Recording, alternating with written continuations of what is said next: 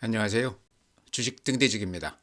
2월 29일, 2월 마지막 날 시황 말씀드리겠습니다. 이제 내일이 3월 1일이어서 하루 쉬게 됩니다. 이제 다음 주에 뵙게 될 텐데요. 오늘 시장은 어제 이제 좀 많이 오르고 나서 오늘은 약간 좀 주춤했습니다. 거래소가 마이너스 0.37%, 2642포인트, 코스닥이 마이너스 0.05%, 862포인트를 찍었습니다. 약보합 정도로 끝났다 이렇게 말씀을 드리고요.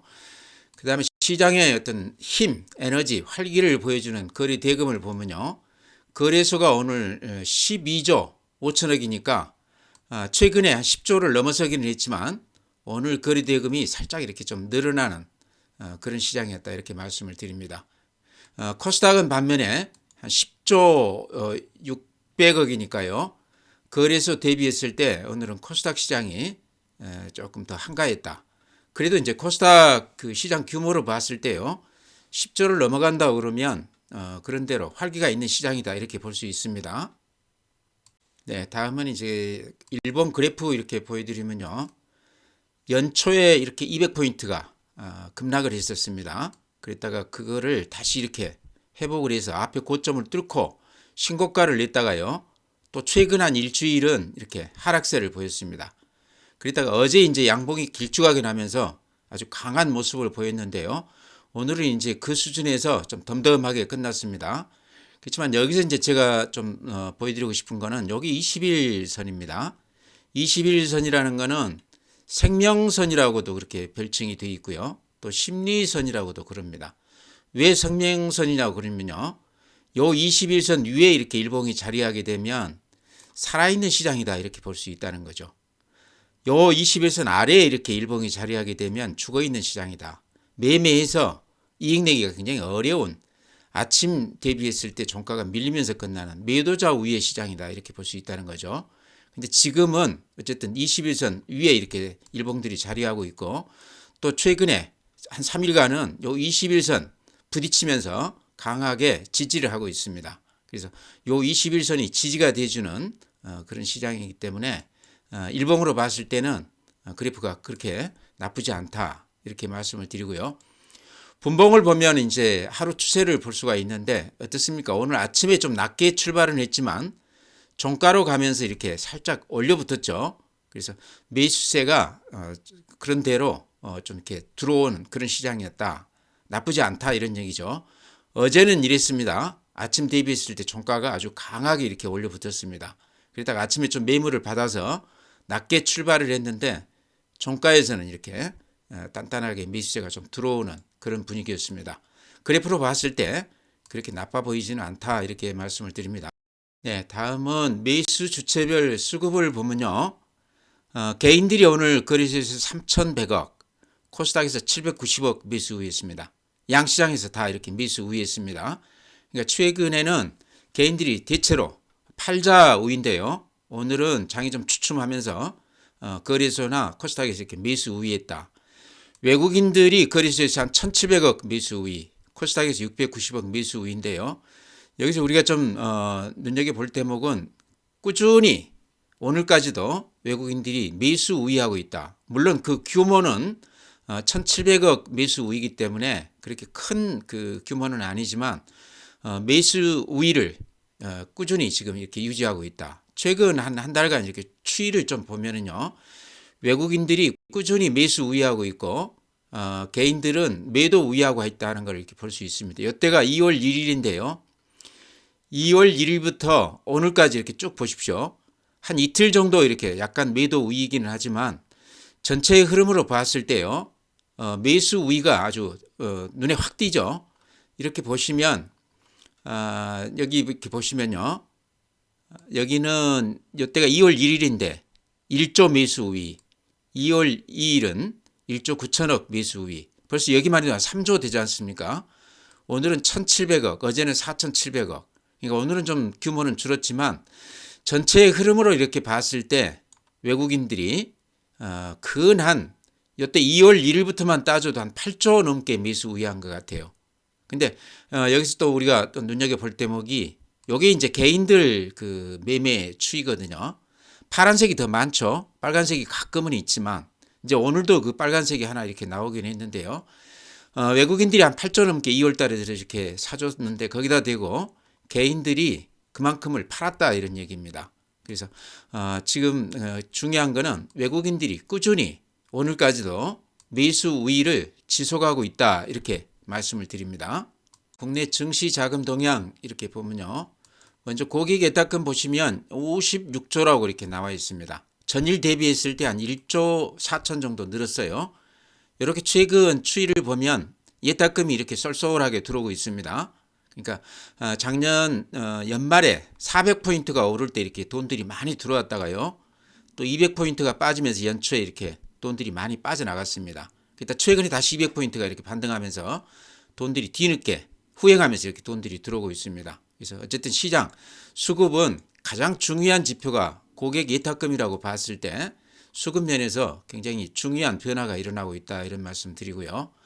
신용융자금도 이렇게 보시면 그래프로 보시면 이렇게 최근에 이렇게 돈이 좀 늘어나고 있죠. 18조 5천억인데요. 신용이 이 정도면 굉장히 많은 수치입니다. 굉장히 강세장일 때 이 정도 수치인데요. 이런 것도 좀 눈여겨볼 필요가 있다. 미수금도 1조 가까이 9,700억 가까이 되면서 줄지 않고 있습니다. 그러니까 단타들을 많이 한다 이렇게 볼 수 있을 것 같아요. 주식형 펀드 쪽에도 이렇게 돈들이 최근에 한 200포인트 올라가면서 펀드 쪽으로 특히 이렇게 돈들이 많이 들어오고 있습니다.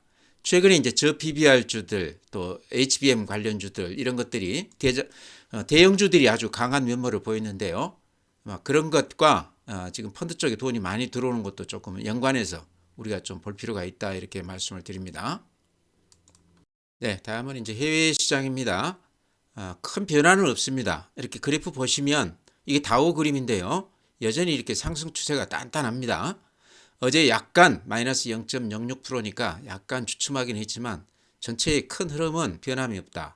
나스닥, S&P 500, 필라델피아 반도체. 그러니까 약간 마이너스가 나기는 했지만 이 전체 흐름으로 봤을 때 상승 추세가 아직까지도 단단하다 이런 말씀 드리고요. 일본 니케이 마이너스 0.1%이긴 하지만 대단하죠. 미국 시장보다 오히려 더 강한 그런 모습입니다. 대만이 이렇게 좋아요. 그렇죠. 대단합니다. 우리하고는 완전히 차별화가 되면서 이렇게 반등하고 있는데 최근에 이제 반도체 흐름하고 이렇게 같이 연결해서 생각하면 될 것 같습니다. 독일, 프랑스 다 마찬가지입니다. 그래서 해외 시장은 아직도 여전히 강세 분위기다 이런 말씀 드리고요. 상해 1.4%, 중국 시장도 이제 바닥에서는 좀 벗어난 느낌이 들죠. 항생, 홍콩 지수 플러스 0.4%. 그래서 중국 시장이 이제 바닥에서 이렇게 턴을 하고 있다고 그러면 그동안에 우리 시장이 글로벌 시장을 좀 못 따라갔던 이유 중에 가장 큰 게 중국 영향을 좀 받았다고 생각이 되거든요. 이제는 그런 악재는 어느 정도 이제 우리 시장에 좀 반영이 된 거 아닌가. 그래서 우리 시장을 조금 더 기대감을 갖고 봐야 되는 거 아닌가 이렇게 생각을 합니다. 네, 이제 종목 말씀드릴 텐데요. 오늘도 저 PBR주 이쪽이 좋았습니다. 이제 이렇게 좋은 데는 외국인들 매수자가 이쪽에 집중이 됐다 그런 얘기죠. 전체 시장으로 봤을 때는 외국인들 매수자도 많이 줄었고 그 다음에 주가도 이제 탄력이 많이 줄기는 했지만요. 여전히 외국인들은 이쪽에 포커스를 맞추고 많이들 사고 있다 이런 말씀 드립니다. 오늘도 이제 보시면 현대차, 기아, 그 다음에 지역난방공사, 가스공사, CJ 이런 것들은 대단히 좋았습니다. 삼성물산도 이렇게 플러스가 났고요. 주가는 그렇게 크게 오른 건 아니지만요. 우리가 좀 여기서 눈여겨봐야 될 대목이 수급으로 봤을 때요. 여기 지금 외국인들이 이렇게 매수 우위하는 그런 빨간색이 매수 우위죠. 오늘 이제 많이 산 거는 기아 같은 거는 96만 주, 프로그램까지 이렇게 같이 좀 들어왔다고 그럽니다. 현대차 8만 주, SK 5만 주, 지역난방공사 같은 경우는 약간 매도 우위긴 했지만요. 가스공사 10만 주, KT 10만 주, 그래서 신한지주 같은 것도 85만 주, 그래서 기아차 96만 주, 신한지주 85만 주 이런 것 좀 눈에 띄죠. 전체의 흐름으로 봤을 때 외국인들이 여전히 아직도 이 높은 가격에서도 저 PBR 주들을 매수 우위하고 있다. 이게 좀 우리가 좀 눈여겨봐야 될 대목 같습니다. 어제 아마 금융감독원장이 그런 얘기를 했다고 그러는데요. 우리나라 그 배당 이쪽 관련해서 좀 이렇게 뒤처지는 기업들, 호응이 좀 낮은 그런 기업들은 상장 폐지도 할 수 있다 그런 얘기했다고 그러는데요. 좀 들어본 얘기 같죠. 일본이 그런 정책을 폈습니다. 저 PBR주들 정부 정책을 잘 이렇게 호응하지 않는 기업들은 상장 폐지도 할 수 있다 그런 얘기를 했던 것 같아요. 그러면서 지금 일본 주식들이 이렇게 많이 올랐습니다. 그러니까 제가 이제 무슨 생각을 하냐고 그러면요. 지금 선거가 한 달 반 남았는데 지금 이제 대형 호재를 이렇게 내놓으면서 주가를 띄워놓으면 지금 안 그래도 많이 올라 있는 이런 저 PBR주들 개인들이 또 상투에서 물려서 선거 직전에 이렇게 급락하면서 많이 물리게 되면 어쨌든 좀 모양이 안 좋지 않습니까? 아마 그런 거를 의식했을 수 있다 그런 생각이 들어요. 정책을 위반하는 사람들은 아무래도 정무적인 것도 고려 대상에 넣을 수밖에 없죠. 그렇다고 그러면 이 저 PBR주 관련해서도 그렇고 여러 가지 그런 정책들이 호재성 정책들은 한꺼번에 나오지 않고 선거 전까지 찔끔찔끔 이렇게 어제 이제 얘기가 나왔다시피 그런 식으로 좀 나오지 않겠나. 그래서 주가 관리를 그런 식으로 하지 않겠나 그런 생각도 들어요. 이제 제 생각일지는 모르지만 어쨌든 26일 날 그 발표된 정부 정책이 좀 실망스럽다 그래가지고 주가들이 많이 빠졌는데요. 저는 그렇게 안 봅니다. 선거 전까지 그게 나뉘어서 이렇게 단계적으로 조금씩 나오지 않겠나. 어제 이제 뭐 상패 얘기도 나오고 그랬는데 그런 것도 일련의 그런 흐름이 아니겠나 이렇게 생각을 합니다. 그래서 이쪽 저 PBR주는 여전히 지금 주도주 역할을 하고 있는데요. 최근에 주가 조정을 좀 받았습니다. 그래서 현대차, 기아 이런 것들 제가 많이 이렇게 말씀을 드리는데요. 여전히 이런 종목들은 좀 눈여겨보자. 예를 들어서 토요타 같은 경우는 주가 그래프 제가 일부러 이렇게 한번 뽑아놔 봤습니다. 그래프 이렇게 보시면 이렇게 지금 급등을 하고 있습니다. 작년 연말에서부터 지금 여기까지 이렇게 급등을 하고 있습니다. 그래서 토요타가요, 우리 현대차하고 그렇게 이제 그 실적이나 이런 데서 크게 차이 나지 않습니다. 예를 들면 토요타가 한 1년에 한 1,000만 대 조금 넘게 판매한다고 그래요. 우리 현대 기아차도 그 한 700만 주가량 팝니다. 실적으로 봤을 때도요, 그렇게 2배 이상은 차이가 나지 않습니다. 근데 지금 주가 시총으로 봤을 때 현대차, 기아 두 개 다 합치면 한 100조 정도 되거든요. 토요타가 지금 400조를 훨씬 넘었습니다. 그런 걸로 봤을 때 우리 현대차, 기아가 좀 저평가된 거는 맞는 것 같다. 자산 가치로 봤을 때도 지금 한 0.56 이 정도밖에 안 됩니다. 그래서 자산 가치도 그렇고 실적으로 봤을 때도 지금 삼성전자보다 실적이 더 좋게 나오고 있지 않습니까? 그래서 토요타하고만 단순 비교했을 때도 현대차, 기아는 아직 좀 상승 여력이 좀 있다. 저는 그렇게 말씀을 드립니다. 오늘 이제 기아가 5.7% 이렇게 강하게 반등을 해줬는데요. 최근에 좀 현대차가 이렇게 씩씩하게 갈 때 기아차가 좀 조정을 받았었습니다. 어제 오늘 이제 현대차가 많이 오르고 오늘은 이제 기아차가 이렇게 많이 올라가고 있는데요. 이제 저 PBR주들 다른 것들도 이제 같이 봐야 되지만 그 중에 중심은 지금 자동차 같다. 그래서 이렇게 말씀을 드립니다. 네, 다음에 덴티움이 오늘 14% 올라줬습니다. 상당히 큰 폭 올라줬는데 어제도 5% 넘게 올랐고 오늘도 이렇게 많이 올라주면서 최근에 제가 추천드린 종목 중에서는 가장 좀 성공적이었다 이런 생각도 드는데요. 제가 이제 추천드리면서 그런 말씀 드렸죠. 주가가 실적에 비했을 때 하락폭이 너무 컸다 이런 말씀 드렸는데요. 오늘 보니까 리포트들이 뭐 미래에셋, 다올투자증권 이런 쪽에서 리포트들을 내면서 강력하게 이렇게 추천을 해놨습니다. 뭐 18만 원, 20만 원 목표가 제시했으니까 지금 14만 원이니까요. 앞에 고점 그 목표가를 그 정도까지 이렇게 제시를 하고 있습니다. 가장 덴티움이 지금 주목해서 얘기가 되는 것은요. 중국 시장에서 매출이 많이 좋아지고 있다 이제 이런 얘기입니다.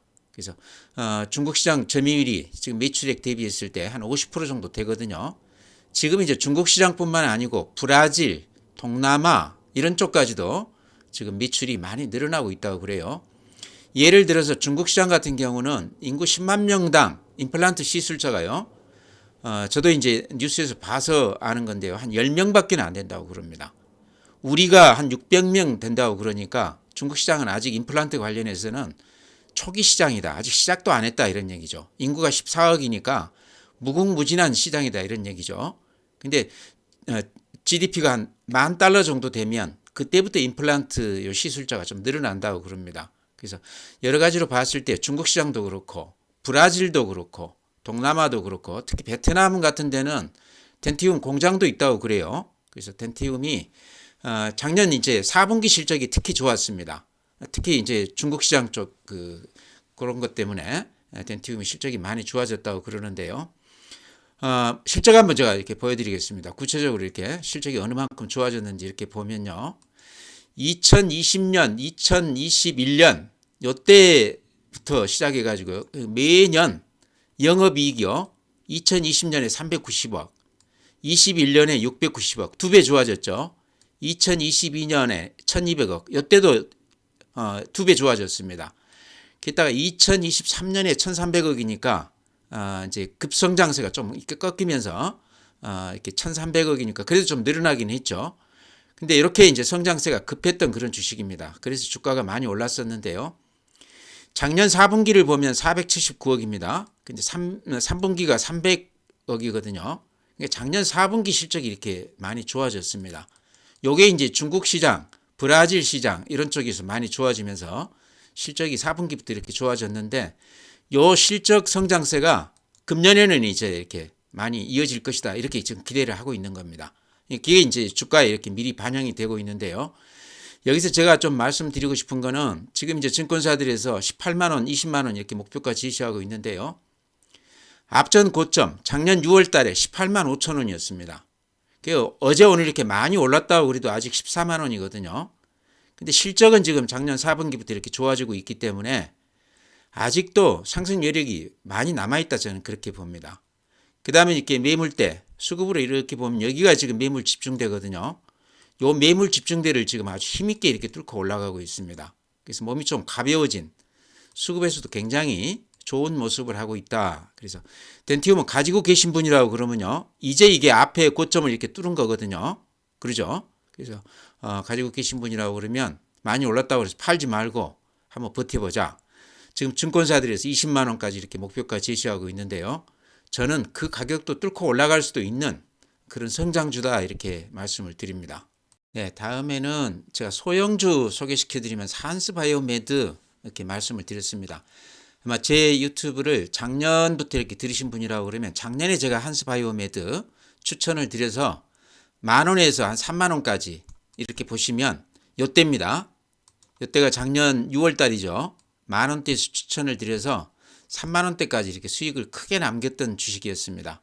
근데 근 한 1년 넘게 이렇게 조정을 받고 나서 다시 이렇게 바닥을 다지다가 오늘 한 15% 이렇게 올라줬어요. 그래서 이제 재료 관련해서 내용은 지금 구체적으로 나와 있는 건 없습니다. 근데 여기서 조금 말씀드리고 싶은 거는 이렇게 거래가 대량으로 이렇게 여기 이렇게 보시면 오늘 갑자기 이렇게 거래가 40만 주 넘게 이렇게 거래가 됐습니다.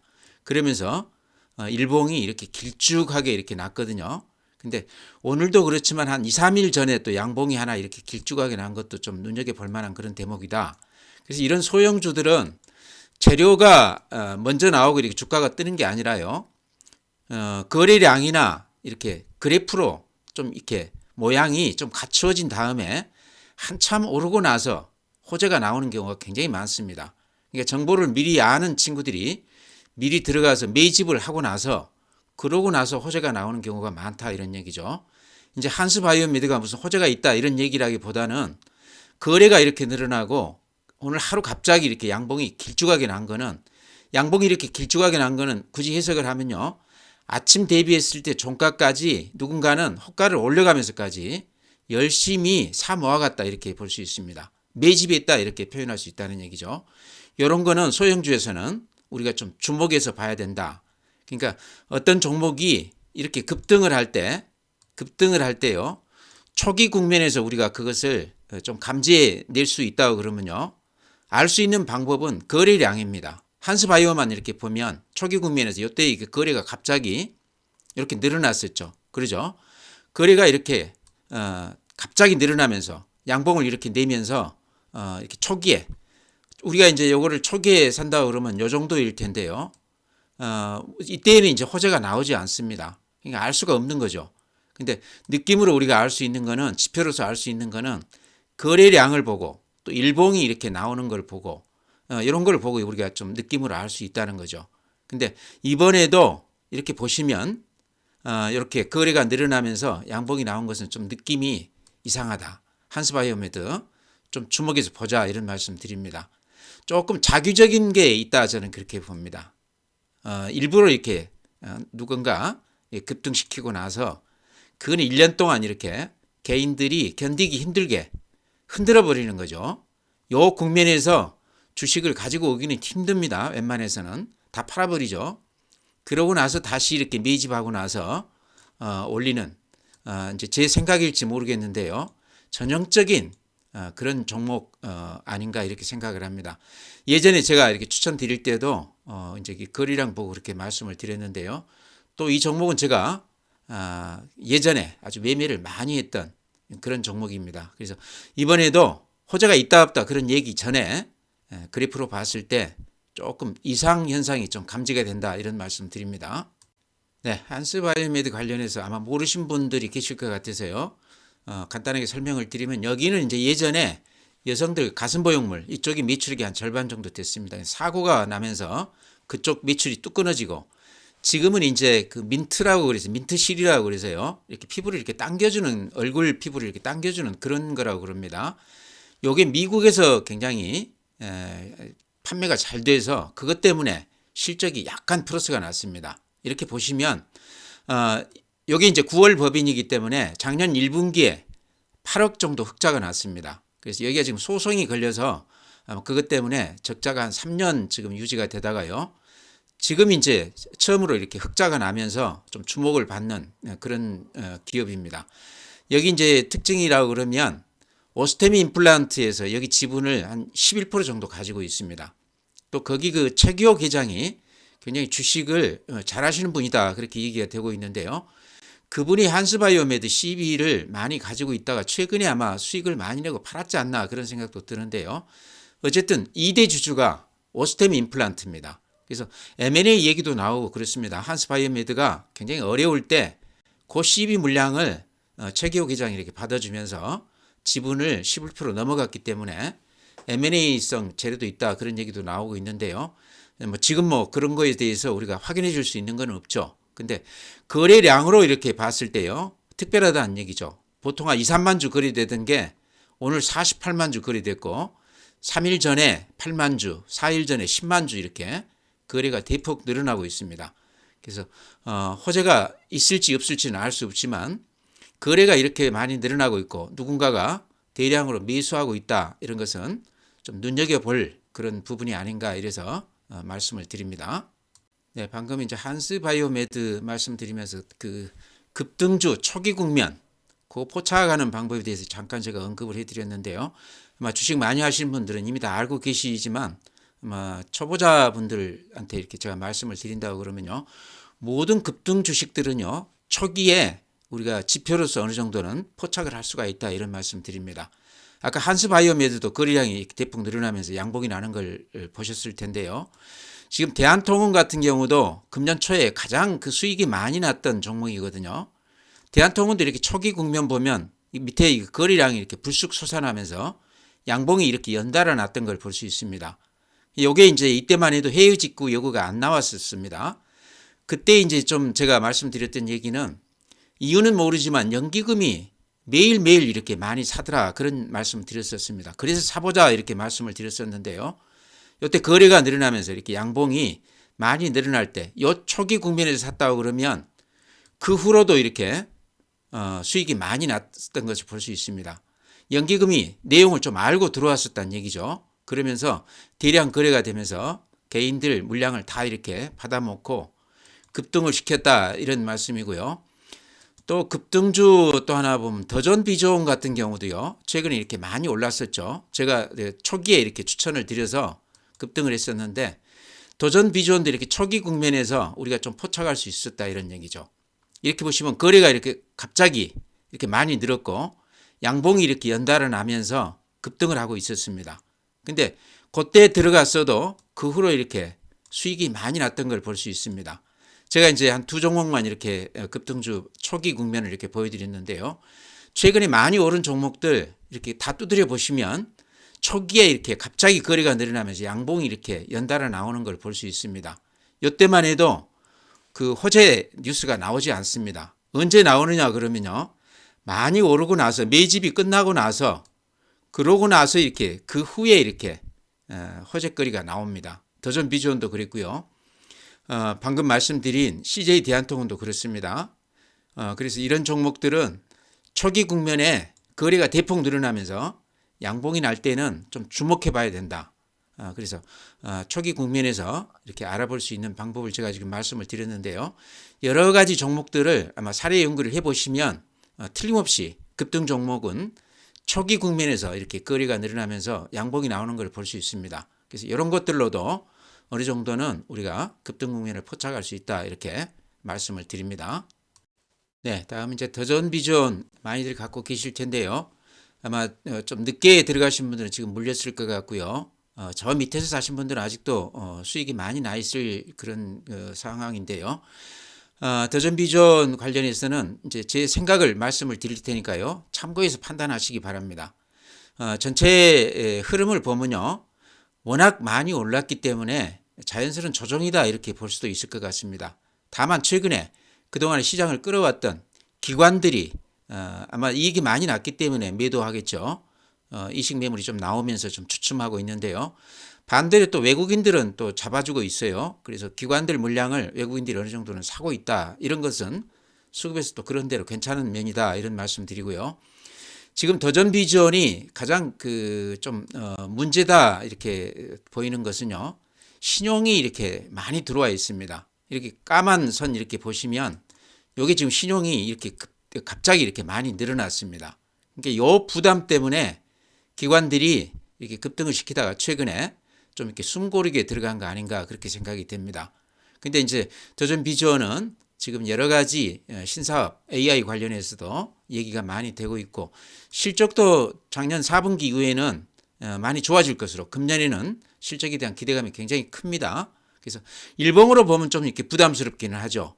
일봉으로 이렇게 제가 항상 말씀드리듯이 요 상승 추세가 이렇게 깨지면서 음봉이 한두 개 나오면 매도 신호다 이렇게 말씀을 드렸는데요. 매도 신호는 이미 나왔고 아직까지 안 팔고 계신 분이라고 그러면 이제는 여기서는 팔 필요가 없다 그렇게 말씀을 드립니다. 오늘도 이제 마이너스 약간 나기는 했지만요. 장중에는 많이 걷어가는 걸 제가 봤거든요. 그래서 낮은 가격에서는 물건을 뺏기지 말자 이런 말씀 드리고요. 주봉 이렇게 보면 아직도 이렇게 보시면 이때가 이제 2020년 9월 13만 6천 원까지 갔다가 2만 원, 3만 원대에서 한 1년 넘게 이렇게 횡보를 했던 그런 주식입니다. 그래서 수급 면에서 그렇게 걱정할 단계는 아니다. 특히 요 매물대요. 지금 요 매물대에 이렇게 딱 걸려 있거든요. 근데 이렇게 보시면 지금 요 매물대만 뚫으면 요 위로는 매물이 굉장히 짧습니다. 그러고 나서는 이렇게 조금 긴 매물대가 8만 원대에 있어요. 그래서 지금 고비만 좀 넘긴다 그러면 다시 이렇게 상승세로 접어들 가능성도 있다. 그 다음에 이제 수급에서는 어쨌든 신용이 조금 털려 나가야 된다 이렇게 생각을 합니다. 그러니까 신용으로 좀 들어와서 수익이 나신 분들은 지금 좀 털고 나가주는 것도 이 종목을 위해서는 길게 봐서 좋은 그런 게 아닌가 이렇게 생각이 됩니다. 그래서 지금 못 파신 분들은 팔지 말고 이제는 좀 가지고 가보자 이런 말씀 드립니다. 네, 다음은요. 최근에 이제 현대차 기아가 대단히 좋은데요. 반면에 이제 자동차 부품 관련주들은 별로 재미가 없습니다. 근데 그 중에 제가 금년 들어서 이렇게 몇 번 말씀을 드렸던 것 같은데요. 에코 플라스틱이라고 조그마한 회사입니다. 시총이라고 그래봐야 지금 2,200억이니까 조그마한 회사인데요. 요걸 제가 한 10년 전에 대량으로 이렇게 단타를 많이 했었던 그런 종목입니다. 그때는 이제 동전주라고 그래서 1,000원 안팎이었던 것 같아요. 지금 이제 5,000원까지 왔는데 요 종목이 왜 이렇게 많이 올랐나 보니까요. 실적이 굉장히 많이 좋아졌어요. 여기가 이제 그 범퍼 이제 얘기가 된다고 그러면 차량 경량화 관련해서 범퍼 무게를 많이 줄이면서 어찌 보면 환경 관련주다고도 볼 수 있는데요. 실적을 보니까요. 2020년에 영업이익 23억, 21년에 158억, 2022년에 385억 대단히 많이 이렇게 좋아지고 있죠. 근데 2023년을 이렇게 보면요. 분기별로 이렇게 보면 1분기 150억, 2분기 200억, 3분기 225억. 그러니까 이 분기 실적만 따졌을 때도 그 전해 1년 동안 실적만큼 이렇게 내고 있습니다. 그래서 예전에 동전주였는데 최근에 와서 실적이나 이런 것들이 대단하다. 그래서 지금 이제 기아나 현대 쪽에 이제 그 범퍼 납품하고 있는 회사인데요. 주가 그래프 보면 이런 모양입니다. 어떻습니까? 실적 대비했을 때 거의 이렇게 못 올랐죠. 그러니까 자동차 부품주 흐름을 이렇게 같이 타고 있습니다. 근데 좀 자세하게 이렇게 보면요. 좀 자세하게 이렇게 보시면 여기 이렇게 보시면 최근에 이렇게 양봉이 살짝 나고 있습니다. 그러죠? 그 다음에요. 매물대 제가 항상 이렇게 잘 보여드리는데 이 매물대를 지금 살짝 벗어나 있어요. 그러죠? 그러고 나서는 그 위로는 매물이 별로 없습니다. 그러죠? 그래서 여기서 만약에 매수세가 이렇게 집중한다고 그러면 상당히 큰 폭 그 수익률도 기대해 볼 수 있겠다 이렇게 생각이 됩니다. 그래서 예전에 제가 이제 많이 매매했던 종목이라서 낯이 이것을 이렇게 추천드리는 것도 있지만 실적이 대단히 좋은 종목임에도 불구하고 주가가 최근에 별로 이렇게 오른 게 없더라 이런 말씀 드리고요. 굳이 여기서 또 하나 이렇게 포착한다고 그러면 이렇게 그어볼 수도 있더란 얘기죠. 조금씩 이렇게 바닥을 좀 높여가는 그러면서 이런 게 이제 소형주 같은 경우는 매집 국면 같은 경우는요. 티 안 나게 이렇게 조금씩 사가는 경우가 많습니다.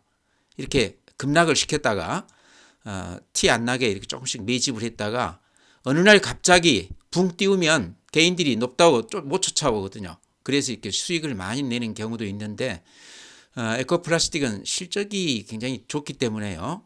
아마 넣어놓고 좀 보시면 이런 것들이 이제 소형주기 때문에 많은 돈을 들어가면 안 되겠죠. 조그만 금액으로 사놓고 한번 기다려볼 필요는 있는 그런 종목 같다 이렇게 말씀을 드립니다. 그래서 오늘 이제 한스바이오메드도 그렇고 에코플라스틱도 소형주 제가 두 개 말씀을 드렸는데요. 이런 것들 몰빵하면 안 됩니다. 금액도 그렇게 크게 들어가면 안 됩니다. 왜냐고 그러면요. 이런 소형주들은 생각지도 못하게 또 악재가 나오는 경우도 있습니다. 돌발 악재가 있더란 얘기죠. 확률이 굉장히 낮더라도 그런 조심성은 있어야 된다 이런 말씀 드리고요. 조그마한 금액이라고 그러면 한번 해보실 필요가 있다 이래서 소개해 드립니다. 네, 그 외에 이제 제가 자주 언급드린 종목 SPG 오늘도 이렇게 많이 빠졌네요. 최근에 이렇게 많이 빠졌는데요. 저는 그렇게 말씀드리고 싶습니다. 지금 이 바닥권이거든요. 제가 보기에. 그래서 여기서 좀 힘들더라도 견뎌내보자 이런 말씀 드립니다. 실적 이상 없고요. 이쪽 그 로봇주들은 테마주이기 때문에 또 자기 차례가 오면 또 급등할 가능성이 상당히 높은 그런 종목들이다. 빠졌을 때 거기다 대고 팔지 말자 이런 말씀 드리고요. 그 다음에 한화투자증권도 최근에 이제 비트코인 가격이 지금 한 7천만 원 가까이 된다고 그러죠. 급등하면서 이쪽 그 거래소 지분을 가지고 있죠. 두나무. 그래서 하나투자증권도 이렇게 보면 음봉은 나고 있지만 이 추세가 그대로 이렇게 자로 잰 듯이 유지가 되고 있습니다. 그래서 이 추세 바닥에서는 매집하면 수익이 나는 단타도 가능한 그런 종목이더라 이런 말씀 드렸습니다. 그래서 그런 종목들 이렇게 같이 보시기 바랍니다. 네, 전체 시장은요. 제가 어제도 그런 말씀 드렸습니다. 먼저 이제 우리 시장을 좀 좋게 봐야 되는 이유 중에 가장 큰 게 해외 시장이 아직 대단하다는 거죠. 미국 시장, 일본, 대만, 유럽 그 강력한 그 상승세라고 봐야 되겠죠. 전혀 흔들림 없이 이렇게 버티고 있다. 그렇다고 그러면 우리 시장도 그만큼은 못 가더라도 그 좀 쫓아는 갈 수 있다 이런 말씀 드렸고요. 두 번째는 중국 시장이 지금 바닥에서 슬금슬금 이렇게 올라오는데 그 강도가 굉장히 강합니다. 중국 시장 때문에 우리 시장이 좀 어려웠다고 그러면 이제는 그런 악재도 이제 소멸을 했다 이런 얘기고요. 두 번째는 재료보다 수급이다고 그랬는데요. 지금 외국인들 매수세가 계속해서 이어지고 있습니다. 그래서 금년 따졌을 때 10조 이상 외국인들이 샀고요. 그거를 개인들이 한 10조가량 팔았거든요. 그렇다고 그러면 그 10조가 시장 내에 지금 머물고 있다는 얘기죠. 그래서 이 그 수급으로 봤을 때 우리 시장은 이제 순환하면서 물론 가겠죠. 빠질 수가 없다 이렇게 말씀을 드립니다. 이런 수급에서는 시장이 갈 수밖에 없다 이런 얘기죠. 그래서 시장을 나쁘게 봐서는 안 된다. 지금 종합지수로 봤을 때 앞에 고점에 부딪히면서 좀 버벅대고는 있지만 시장 전체로 봤을 때 저 PBR주 또 반도체 HBM 관련주들 이런 것들 중심으로 해서 시장의 매수는 여전히 살아있다 이렇게 말씀을 드립니다. 그래서 시장 나쁘게 보면 안 된다 이런 말씀 드리고요. 이제 그 외에 제가 오늘 소형주들도 몇 개 말씀을 드렸는데 그런 것들은 작은 돈으로 이렇게 재미있게 좀 매매를 하는데 좀 도움이 되지 않을까 이렇게 생각을 합니다. 오늘 이렇게 말씀을 드리고요. 또 다음 주에 뵙도록 하겠습니다. 내일 모레 글패 이제 3일 쉬게 되죠. 다음 주에 뵙도록 하겠습니다.